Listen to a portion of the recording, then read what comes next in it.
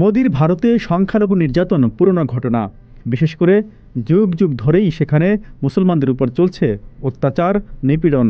এসব নিপীড়ন থেকে রেহাই মিলছে না সেখানকার নিচু জাতের হিন্দুদেরও।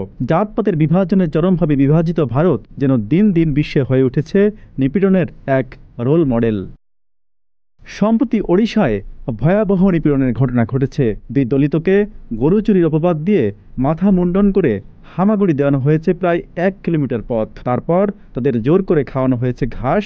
সামাজিক মাধ্যমে এই ভিডিও ছড়িয়ে পড়েছে।